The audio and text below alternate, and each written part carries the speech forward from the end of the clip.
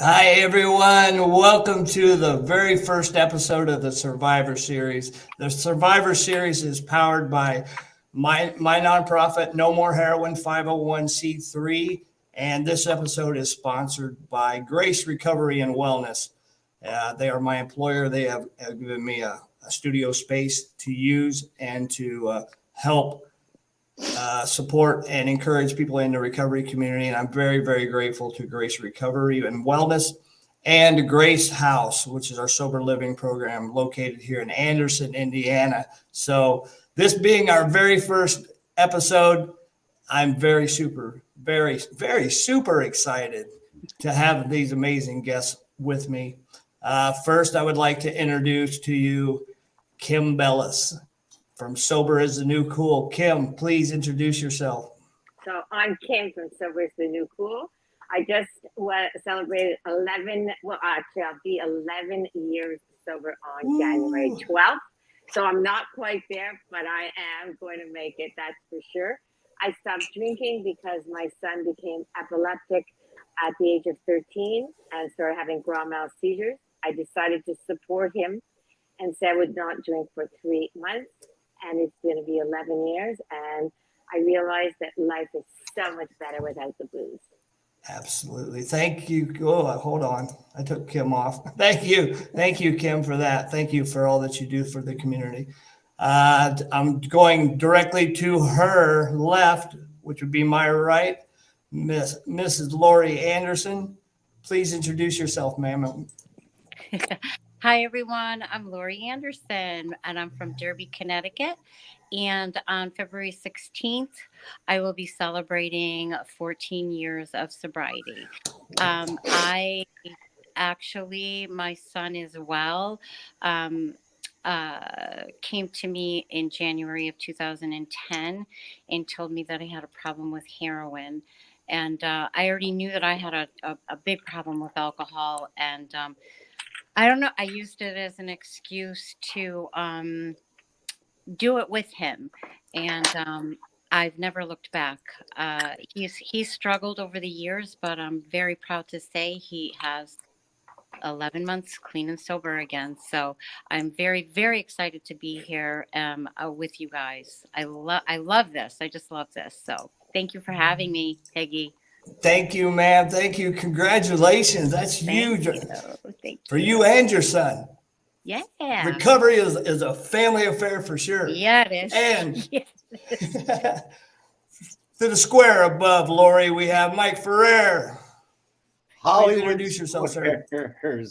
Hey, I'm Mike. I'm with Sober Press, and I'll be 5 years sober, April 9, 2024. I got sober over the pandemic. Well, just before the pandemic, and kind of stumbled my way through. Luckily, I found a great community on Instagram, and I set up a website to feature stories. And I got to say, it's the community that kind of helped me amble on. So to that, kudos to everybody out there who's lended their support. Thank you, Mike. Thank you. Amazing. Y'all have significant. Austin, Texas. Austin, Texas in the house. Laurie's in Connecticut. Connecticut. Yes. And Kim, you're in Montreal. Quebec, Canada. Quebec, that's it. I have to learn some French and come up. Quebec. So if you're watching us live, the live button will be right up here at the top. If you're catching us live, drop a hashtag live. If that button is not there, you're catching a replay, drop a hashtag replay and let us know where you're watching from. Thank you, guys. We're streaming to Higgy 2.0, my personal profile, Robin Higginbotham, and No More Heroin nonprofit Facebook page. We're also streaming to YouTube to my brand new Defying The Oddz channel with Higgy, okay? So if you would, please subscribe to that as well. I would really love to continue to do this, keep bringing these messages of hope. And thank you guys for being here. Thanks for having me. How was your New Year's, Kim? Quiet. Quiet, you know? So quiet. I loved it. Exactly. I had one son that was here for dinner, and he's not a drinker, and he's into health and wellness. And that's not my older son, Jack. He's not the one with the seizures. And he came for dinner, and he said around 10, he said, we were watching CNN with Anderson and Andy Cohen.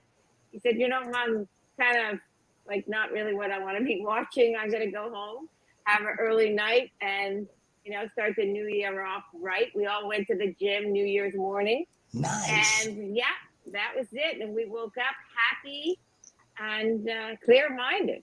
That's beautiful, beautiful. Laurie, how was your New Year's?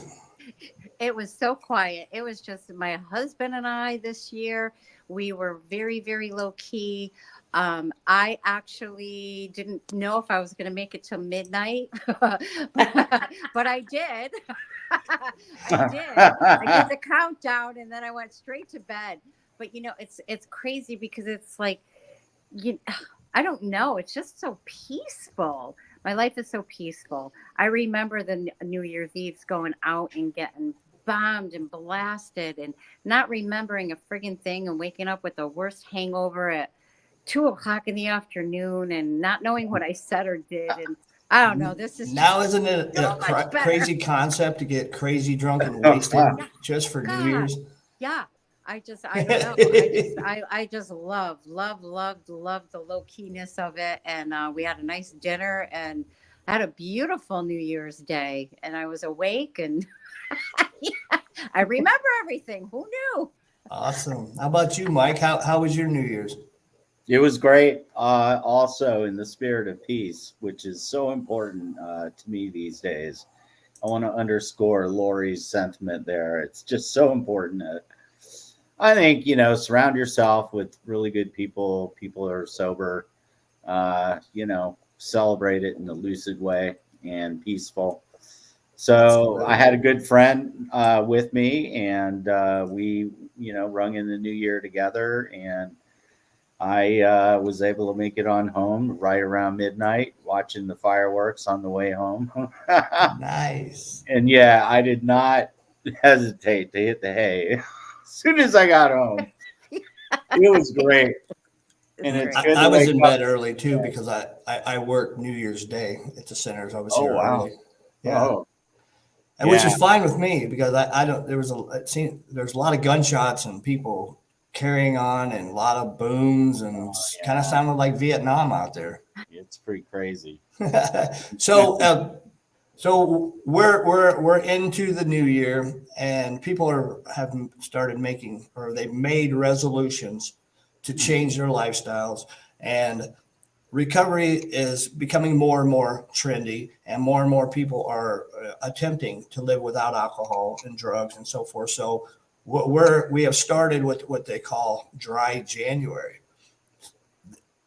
I'm going to ask you guys, what would be some tips that you would give someone new in sobriety that's going to give this a good 30-day shot at living without alcohol or drugs or whatever their vice is? Because a lot of people make these resolutions and these promises to themselves. They have these big lofty goals, and then they just lose the momentum. Like people get all these gym memberships, right? And the first month at the gym is packed, right? People are tripping over everybody, and then everybody just falls off, right? So I'm going to start with Kim. What would be a suggestion or suggestions that you would give someone that's attempting to live alcohol-free for this month to hopefully give them momentum going forward to want to stay abstinent from alcohol? Well, you know what? I'm going to tell you what's going on in my house, because my husband is doing dry January once again. And he asked me a question at 4:00. He said, could you ask your community if this is, because at 4 to 6 is his witching hour, right? Like the day's winding down, he's thinking about having wine with dinner or whatever. And he says, I want you to ask people, is it all in my mind, or is it a physical need that I need? And he doesn't drink a lot, but it's like he likes his glass of wine at 5:00 or 6:00 with dinner. And I guess I was kind of shocked by it, because I was thinking, I wonder what it is. But I said, give it a shot. I think changing it up between 4 and 6, if he gets past 6, every year that he's done dry January, dry July, a sober October, if he gets past 6 o'clock, it seems like he's on his way. But you got to give it a chance. If you need the sweets, have the damn sweets. If you need to go for a walk, take a walk. If whatever it's going to take for you to really just give it a chance. Because I think the first few days, obviously, it's habit. You got to get rid of that habit of, and then change it up. Read a book, meditate, try different things, I think that for me is, and you know what? Don't go like we were supposed to go somewhere next week. We're not going because he knows he's going to drink with his buddy if we go. So those plans have been canceled for the month. Okay. Period. Seems like an easy trade-off, right? Right. Laurie, how about you? Oh my goodness. I swear, I anytime I've made resolutions, no matter what it was, going on a diet, stop smoking, I put these big things on my head that I had to do what I had to do it. And I, all these stresses, and within 5 minutes, I'm eating whatever and smoking because I'm like, F it, Mhm. And I did the same with drinking. Like, I'm not going to do this. I'm not going to do that. And I put so much pressure on myself. So when I finally decided that, I needed to do something, honestly, I had a licorice. I always had my licorice with me when I wanted to have a drink. And I actually did AA meetings.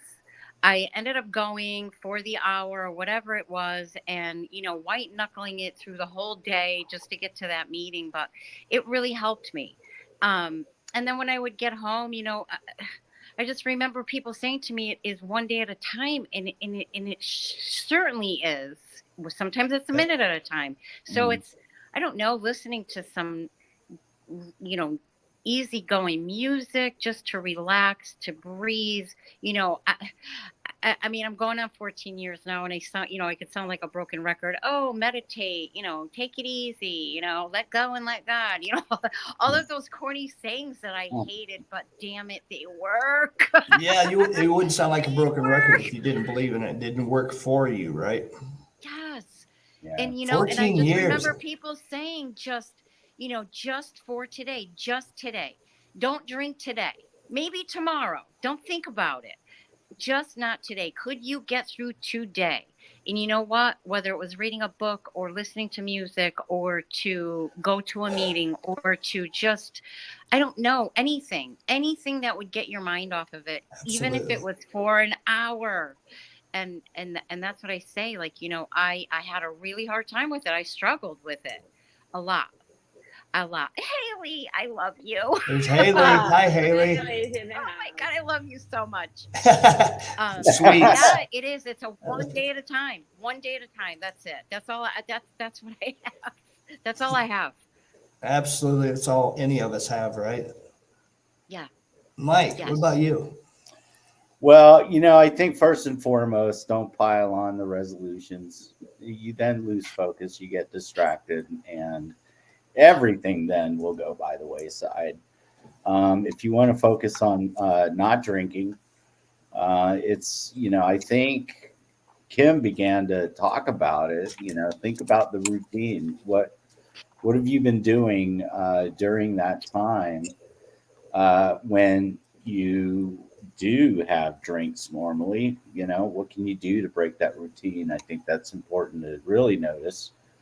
And I think Laurie draws a really important point, and it's important to think about it in chunks of time. It could be a day, it could be a moment, an hour, 2 hours, whatever you think is bite-sized, something you can manage, and then try and coast through that, and then ride that next hour, and before you know it, But I think it's important also to find your distractions, things that you're passionate about, immerse yourself.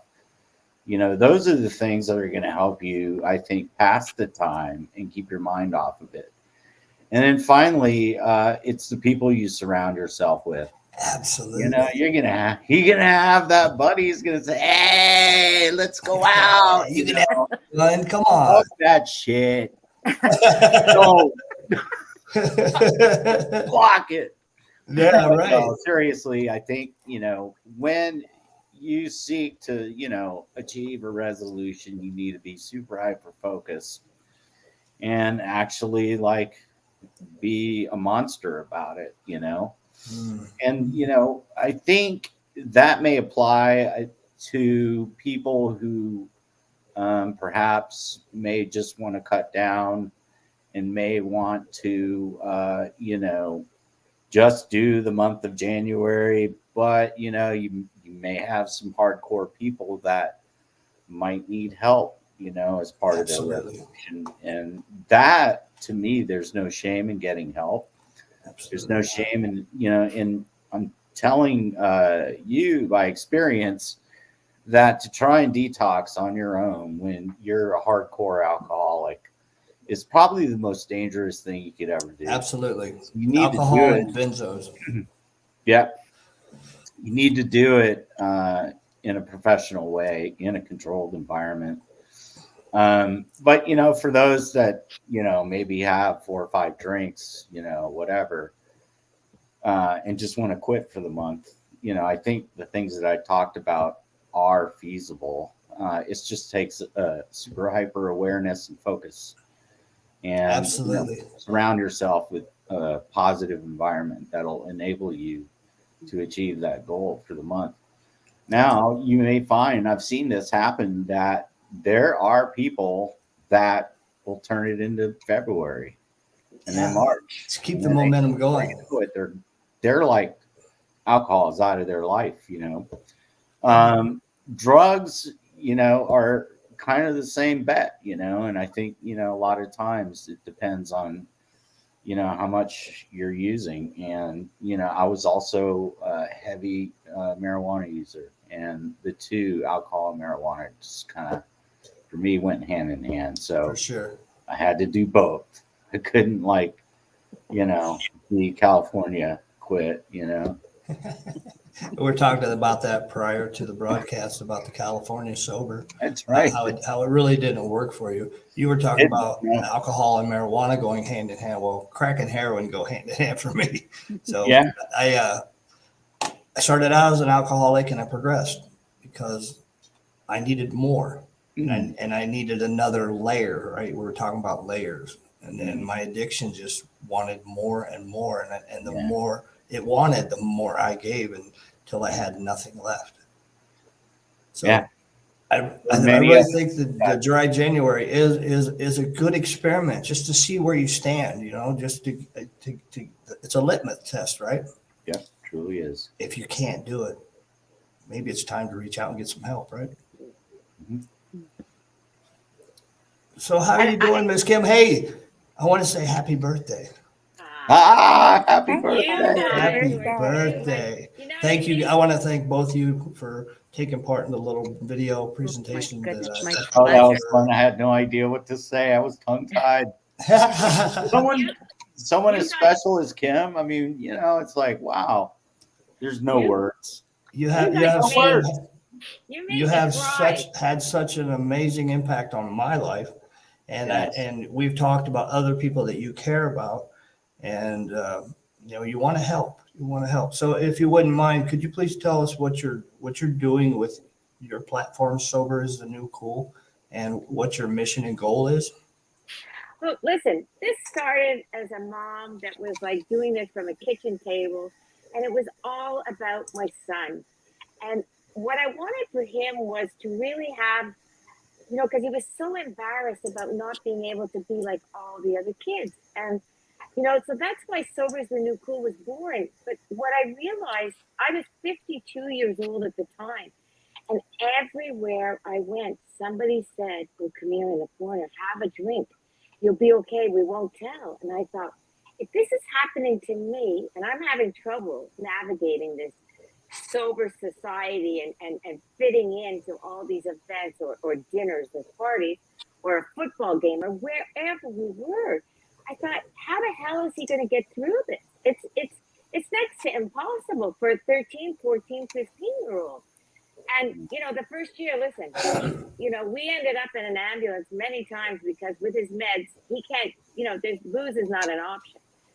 But he wanted to be like everybody else.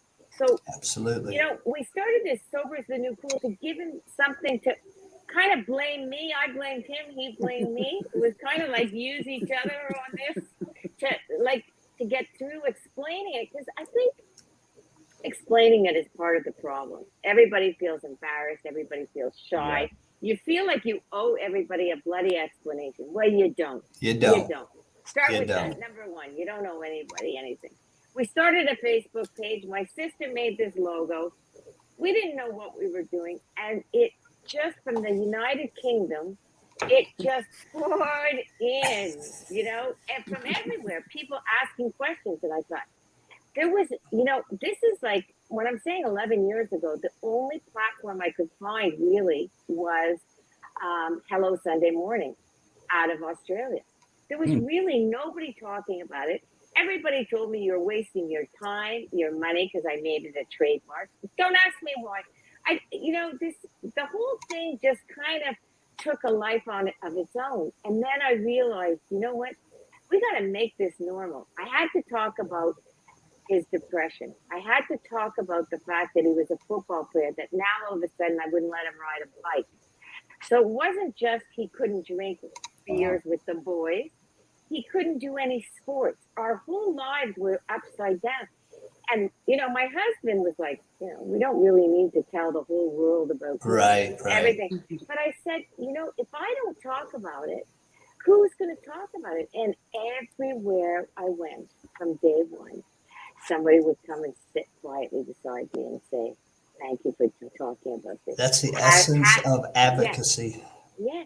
And you know what? It was like, where do we get help? How do we get help? Because I don't care who you are. Nobody's life is perfect. We all have ups and downs.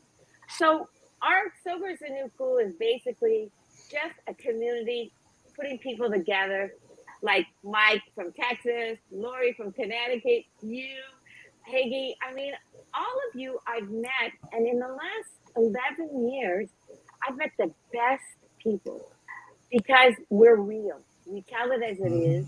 There's no nonsense. We all kind of go me too because everybody's got a little bit of something somewhere, right? So, don't judge. Don't, and we just all want, I think, to feel, for me anyways, I never felt I was good enough. I wasn't tall enough, smart enough. I should have done this. I should have been a lawyer. I should have been an accountant. The shoulda, coulda, wouldas. Exactly. And you know what? I don't want anyone to wait till they're 60 years old to say, I am enough. I absolutely don't want someone to be my age and have to live the life that I've lived to get to where I am and be comfortable in my own skin. Yeah. And to feel insecure, like every time something new comes up that I'm asked to do, I think, oh God, even after 10 years, I get those little, last year in New York City was like, ooh, if I had a drink, this would make this so much easier. Take the edge off a little bit, right? To walk in Fashion Week, because who am I at 62? I'm too old, I'm too short, I'm too fat. What's going on here? But you know what? I would have missed the best experience of my life because I got to walk my talk and tell people, you know what? Face your fears.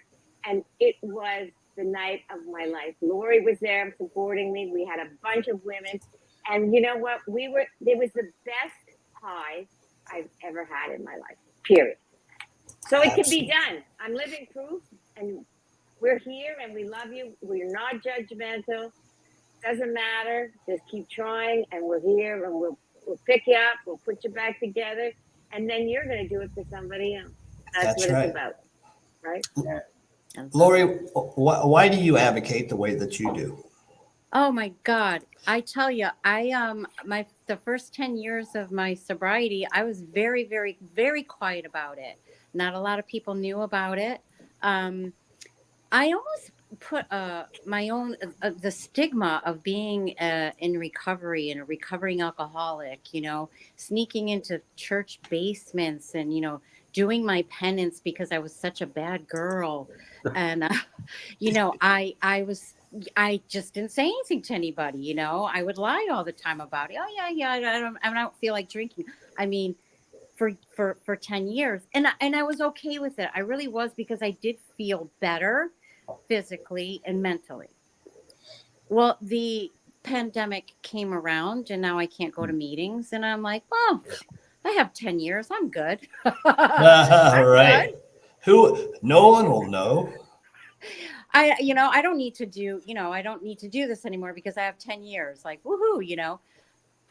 Within a couple of weeks, You're I was cured. going nuts. I needed that. That the support in the people in the rooms.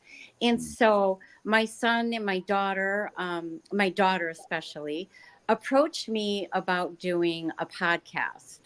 And I was like, I don't know anything about it. I don't know. What would we say? What would we do? Well, what did people do in sobriety? So it was going to be one of these things where, what you do for fun in sobriety. I had no intentions of talking to anybody other than that. Like, What was you the don't name of drink, it? you don't smoke. So what do you do? Like, who was into karate, who was doing, whatever. And I did a couple of episodes, and my God, just the connection that I was getting from people and listening to their stories. That's where it's at. That is where it's at. And I started to meet people like Miss Kim that I asked her on my podcast, like, so do you think that you were an alcoholic? And she answered me honestly. She goes, I don't have an answer for that. I just know that I feel better when I don't drink. Mhm. And so in doing all of this and joining Instagram, which, good Lord, the recovery community on Instagram, It is. there's so many different ways to recover. And it opened up my mind. I used to be one of those people, well, if you don't do a 12-step program, good luck, Right. and now I'm like, oh my God, there's just so many different ways. I remember a beautiful woman from the UK, Zoe. I just love her. She didn't go to rehab. She didn't go to meetings. She didn't do any of that. She just stopped. She started doing sober things, meeting up with sober people, running, doing, meditating. And I'm like, what's this now? So it's like I'm learning and I'm changing, and my mind has been changed, and I've gotten to meet some really wonderful people. So I hooked up with a nonprofit here in Connecticut, New Horizons, and I started doing some sober events for them, raising awareness on mental health and addiction. And I don't know. I have never been so jazzed about my sobriety as I am now. And it's all thanks to meeting people like you. I'll tell you what, last October, I met Kim in New York. And when she ever told me she was going to come to my comedy show, I almost fell off my chair. I was like, oh my God. And then Mike flew in from Texas. My knees buckled. It was just like, it's so surreal. And Kaisa from Houston and Alex from Toronto. I was just like blown away by the support that That's I've gotten amazing. from That's this amazing. sober community. And that's where it's at. That is where it's at. And I get to talk to Kim and Mike on a daily basis. And I don't know. We've become, what does Haley call them? Friends have become family. Family. Family, I love Family. it. I just Love love that. it. I absolutely love it. And I feel, I don't know, I'm just energized and psyched about it. So I love you guys. That's beautiful. Thank you Oh, for back sharing at that. Mike, what was your motivation for starting Sober Press, and your reasons for staying sober? So I got sober April 9, 2019. And I don't know, I guess about 6-9 months into my recovery, the pandemic hit. It's like Laurie said, it's like suddenly we're not going to meetings. We had to wear that shitty mask. Not that I'm down on that, but his smiles went away. Things changed visibly, physically, everything. So we're isolated. We're thrown back into isolation, the very thing that I think fostered the worst part of my addiction anyway. And I think a lot of people tend to isolate when they're at the height of their addiction. And I had no idea what I was going to do, to be honest. However, I had been already playing with some thought of doing a recovery website. I had been doing, just some inspirational fodder, just things that I've collected over the months. And I kind of hit it hard during the pandemic. Since we're isolating, I wanted to make the most of my time and do it sober. And so I developed a website which features stories, people in recovery from around the world. I'm happy to say that Laurie was one of my first, and also Kim. I was able to feature them early on. Higgy, you're next. Okay.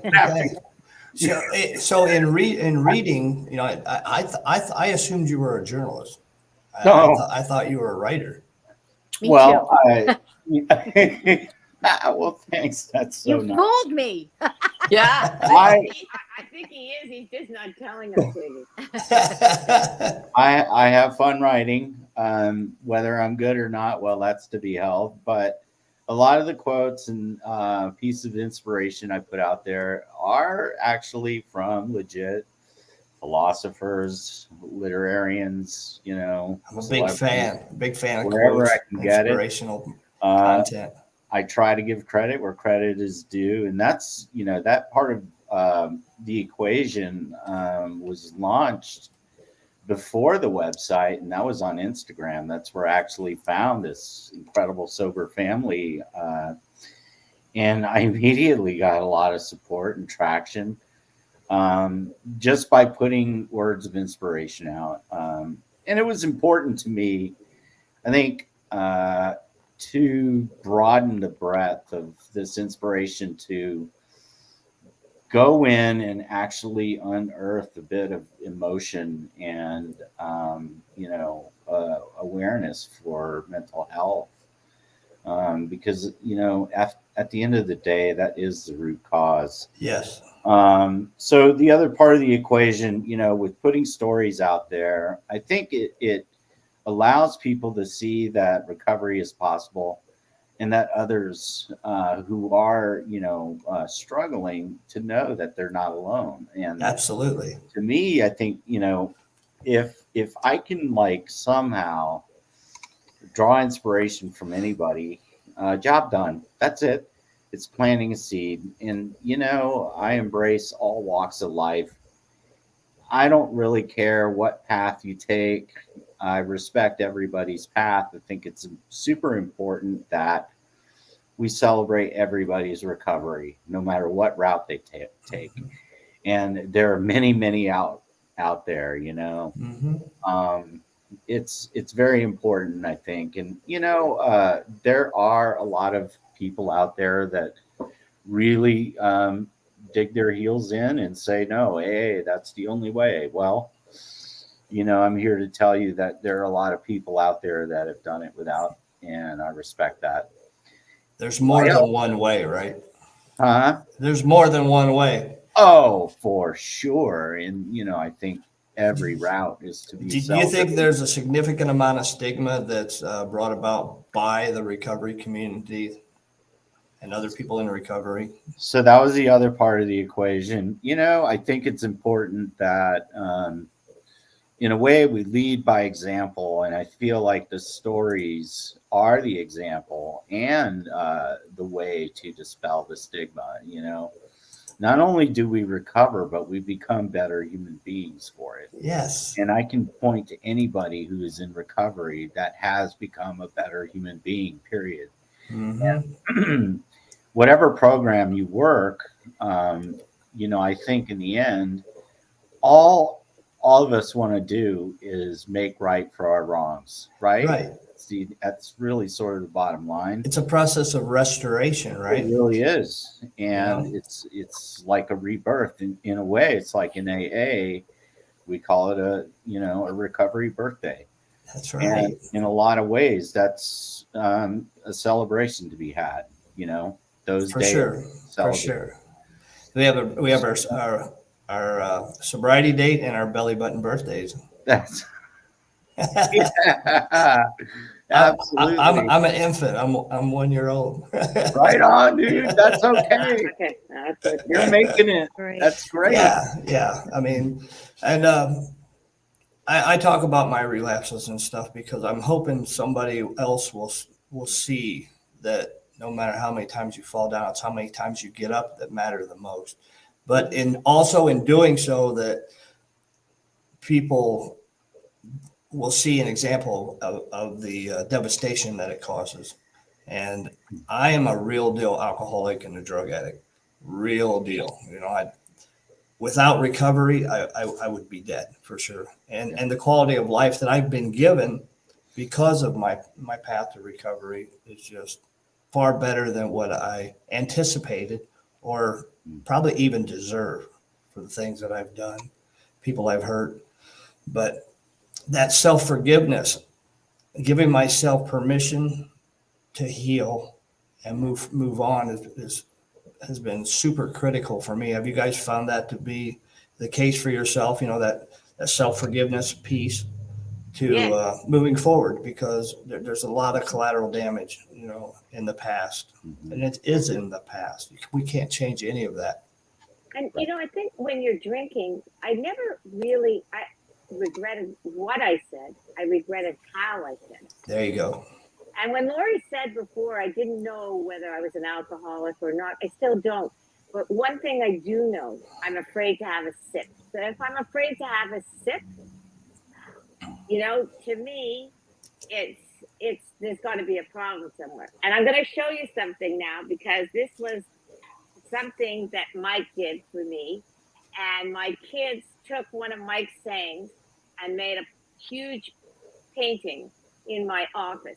And at the beginning, I didn't want to sit behind this desk because it was the best compliment I had ever received in my life. And I was afraid to own it, to say this is the best compliment I've ever had.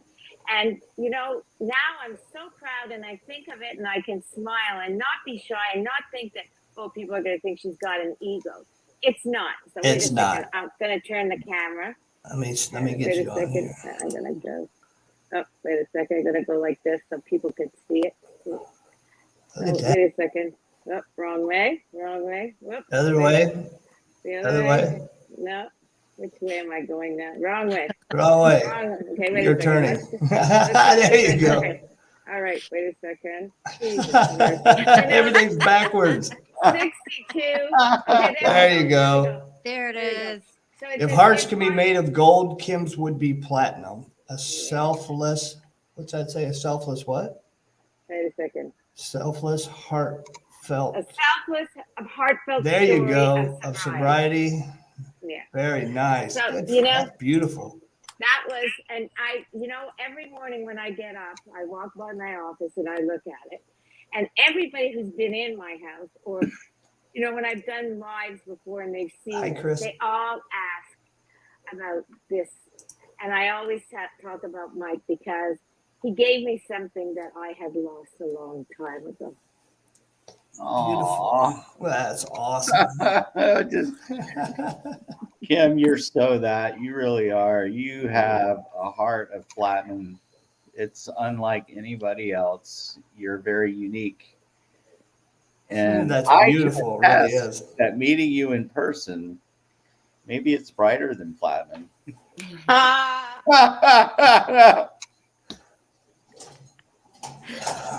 Oh, And isn't that nice? and Laurie's too. Yeah. You guys And are I all love- shiny. Laurie is like sparkle. Like Oh God. if ever You look up sparkle in the dictionary, Laurie's picture will be there. Oh my God. To- If you guys knew me when I was drunk, you would never say that. Alcohol like accentuates the most horrible traits we have. Woo. Zero filter, zero consideration, Zero. just Oh, foul, grimy, all those adjectives. But I think part of the problem is we don't think enough about the goodness of ourselves. We don't. We don't compliment ourselves. We don't look for the good within ourselves. And that's where the mental health issue comes in. We don't think we're good enough. And that's why there's alcohol and booze to quiet whatever we're feeling. And, Laurie gives, so much to so many. And I have a thing called Sober is the New Cool Ambassadors all over the world. And Laurie does such great things for so many people. We've got Kristen that brings lasagna to people every week. Hey, Laurie, our group is like, Mike, you, Higgy, we are giving back. And you know what? That's the biggest compliment to the best quality we can have. Right? I'll say one advantage to someone that wants to do the dry January, take 30 days in getting clean and sober. Excuse me. I realized what my true underlying issues were. Drugs and alcohol weren't my problem to me. I had unresolved trauma issues which stem from my childhood, and I've been pushing it down layer upon layer upon layer. Guilt, shame, remorse, disgust, self-loathing, all those things. And being of clear mind, I was able to get my mental health right. Holy crap.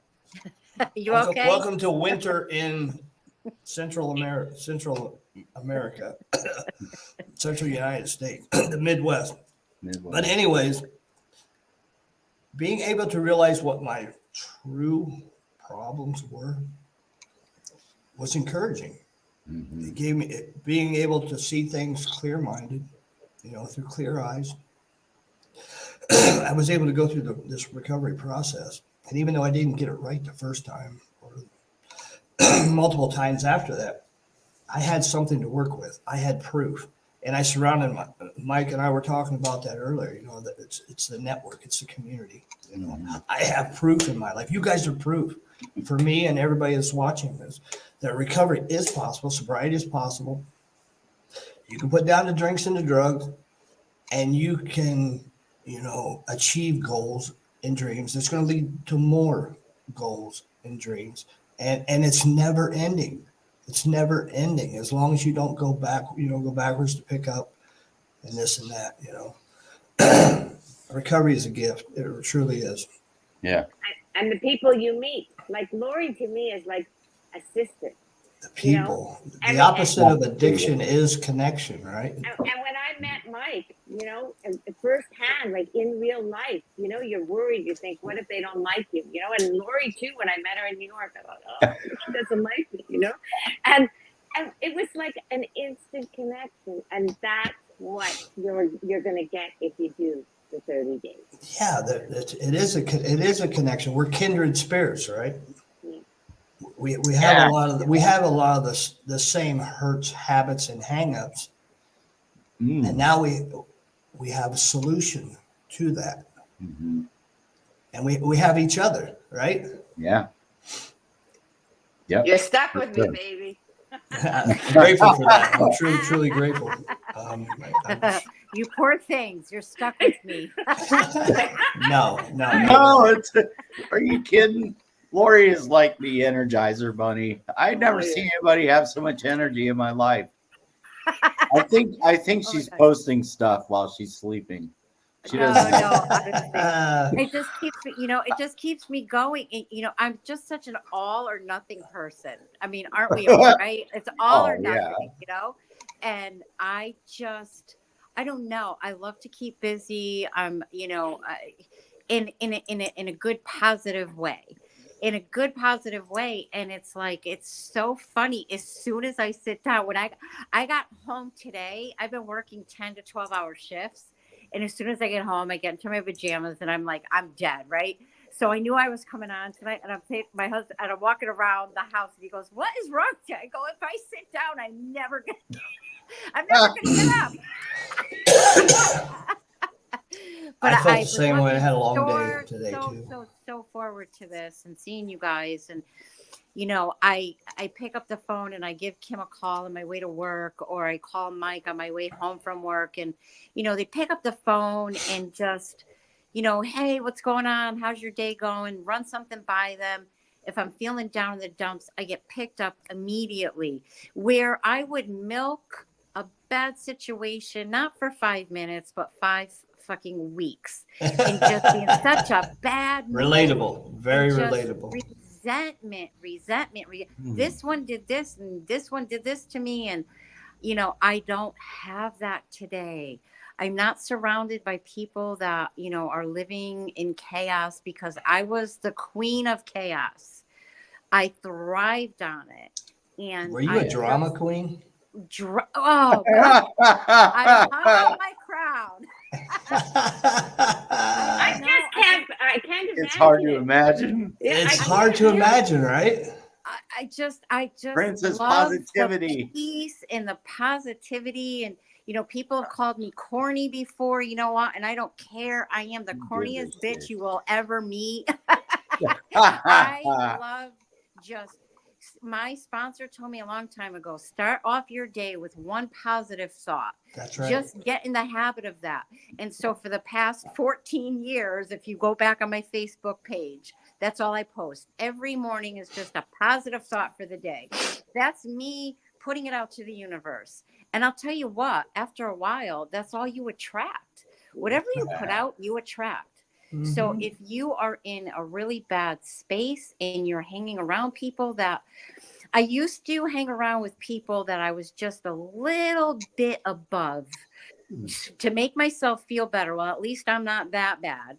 And then the bar just kept going lower and lower and lower. Right. And the chaos and the madness, it just gets to a point where, I just don't want to live like that anymore. And now I don't have anyone in my life that is so chaotic that I can't function. And I have boundaries today. I was a people pleaser from, I yesed everybody. Yes. And it made me feel miserable. And so if I can do something for someone, I do it, but it's from the bottom of my heart, not because I feel like I owe you something or I want you to like me.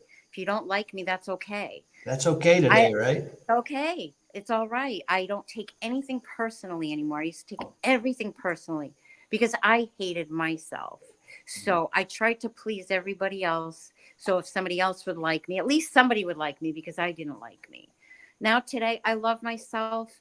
I love my friends. I love my family. I love just the peace. Oh, we lost her. Oops. She disconnected. There she is back. Yay. There you are. Yay! Hey, she changed squares. Welcome back. Hollywood Squares. I just love it. I just love sobriety. I don't know. I could talk about it all day long, but yeah, Me as well. I'm here for it. I'm here for it, man. And Likewise. So she's a mama bear to so many young women that adore they her. need that. We need female mentors out there as well. Yeah. Kim, sure. you are too. Come on. Yeah. You're out there. From all around the world. We're Kim's mentoring and loving on people all around the world for sure. All over. So I'm a group facilitator in addition to some of the other things that I do here. I'm a program director and a recovery coach and so on and so forth. But I always open up my group. I make everyone there introduce themselves, give their sobriety time, identify an emotion that they're feeling, and say what they're grateful for. And sometimes I throw in optional question like what's your favorite color, your music, favorite food, things of that nature. What's a fun fact? So I would like to know where your gratitude lies today out there. Mike, I want to start with you. What are you grateful for today, sir?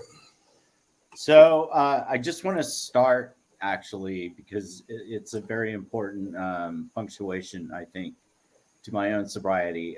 When I was in detox, I got a sponsor. I still work with him off and on, but he's really come to be a really good friend.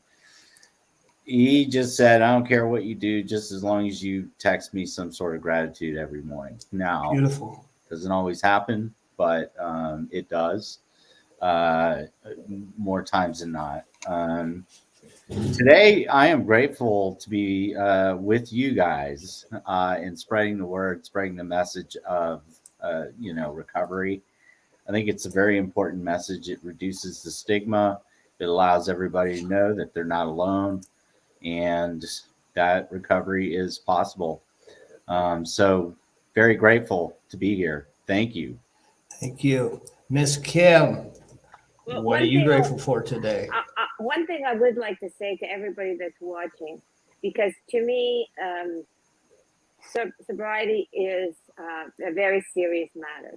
And you talked about being a coach, Higgy. I want anyone that's looking to find a coach to make sure that they check credentials, because all of a sudden it seems to be the in thing to be a sober coach right now. And it scares me a bit, to be honest, because Sure. Even at 11 years, I would never say I'm a sober coach. Or I really feel sometimes it's life and death, so be very careful of that.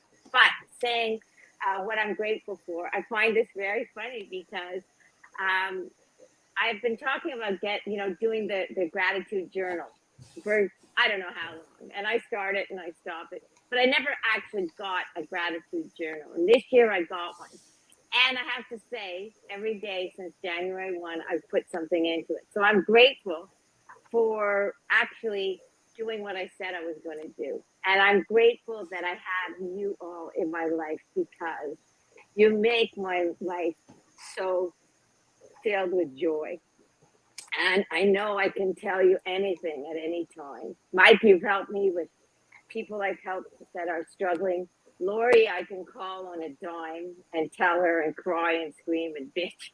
And she always lifts my mood. And Higgy, you know what? You're just part of my heart. And I know I was a pain in the ass when you were getting better, but you're stuck with me. And that's great. I'm grateful for you. Great. Thank you for. And I'm grateful that you stuck by me. So thank you. Absolutely. Miss Laurie, where's your gratitude lie today? My gratitude is first and foremost, I'm most grateful to be sober. I had a sponsor that asked me to write down 3 things every single night before I went to bed, what I was grateful for. And some days I struggled with it, but every single day at the top of that list was, I am grateful to be sober. There she goes again. That's a hinky internet connection. Mic drop. Mic drop. Here you are. I keep popping backstage, you see? I do. I don't want to be seen. It's good to have you back. I keep surprised you keep popping it back and forth, right? You're sparkly that way.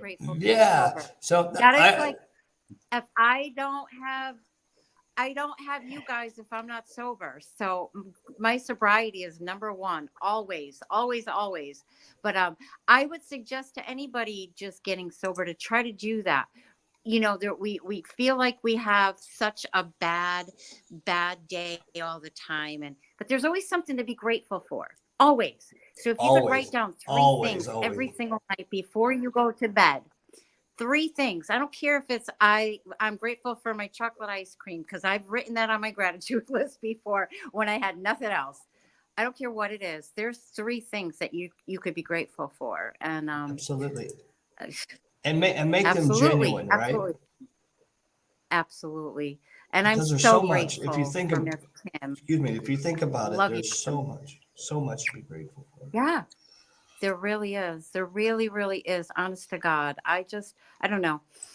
I've never had it so good. Oh, I love this Haley! Haley Lurch. We love you very much. Thank you for Haley, all the the super interaction and all fan. the comments. Thank you for being Such a amazing. sweetheart. I love you, supportive. girl. I'd like to acknowledge my friend Chris Cairns as well. He's from Philadelphia, PA. He's a great musician, guitar player, vocalist. Right on. I would like to have both of you on here as well at some point. We're just getting started. This is just the very first episode, and I'm kind of rusty at this, and I haven't spoken, on podcasts, and you guys have made this very easy. So I'm grateful for all of you. You guys make being in recovery easier because I know that I don't have to carry the load all by myself, right? And I'm so grateful for my connection to my higher power, God, which gives me a connection. Once I'm connected to Him, I'm connected to you guys, and that just makes life so much easier, much more enjoyable, and that I don't ever have to do anything or be alone ever again. So if anybody out there is struggling, please reach out to any one of us. Yes. And we would love to, if nothing else, listen to you. We're losing far too many. I can't even count how many people I've lost in the last 2 years, and it's so preventable. It's such a horrible way to go. And there's too many rest in peace statuses on Facebook, and we're here to help. Yeah, I love. So do you guys mostly do your thing on Instagram, or are you back and forth? Are you TikTokers? You guys TikTokers? I'm back and forth. I'm back and forth. Mike and I are doing this Sober Hope group on Facebook. What is it? So we're trying to have these little buses in each of the states, and we call them Sober Hope. And I have my Sober Hope Connecticut, and we have people on there that are looking for meetings. I post events that are going on in Connecticut. I'm hoping to get more involved with that. I found something about a sober community in Naugatuck, Connecticut that's starting an improv classes. Love it. Like all different things to do. And that's what I would like to do is, just have people, if anybody is in Connecticut, and they're going on vacation, I could say, hey, Mike in Austin, I have somebody in Austin that I asked that she joined his little his bus. So we're trekking across the United States, and we're getting ambassadors, or what do we call it? My hopesters, my little hopesters. The hopesters. Isn't that the name of one of your groups too? It's a Sober Bus. Sober Hope. It's Yep. Sober Hope. Okay. And it is a localized connection nationwide. We have hubs around the country, and hopefully someday we'll expand out into the outerverse. So for now, are these physical locations or virtual? These are all virtual. Okay. And we're located in Austin, Houston, West Virginia, Spokane, upstate New York, Connecticut, New York City, North Carolina, South Carolina, Austin, Florida. Houston, Florida. I think that's all of them. But the idea is to have local hubs. Haley back. I want you back, girl. Haley, where are you? So we'll be localized but connecting with each other, and the whole idea is to be able to offer resources locally. If somebody needs help or wants to do something around town that's sober, whatever, it's going to be a virtual bulletin board.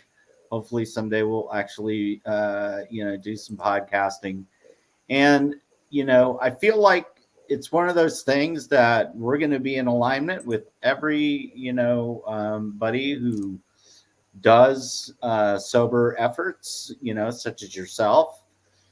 We don't see anybody as competition, and I think that's what the No, great part of it. collaboration is greater than We're competition. we're all overlapping and dovetailing our efforts. You know what Sober Press does, what Laurie does, what Sober is the New Cool does, what you do.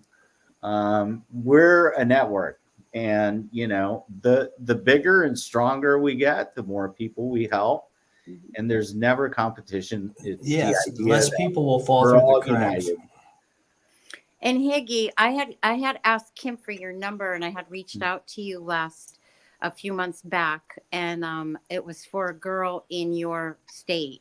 Okay. And I want to thank you for giving me that information because it did help her.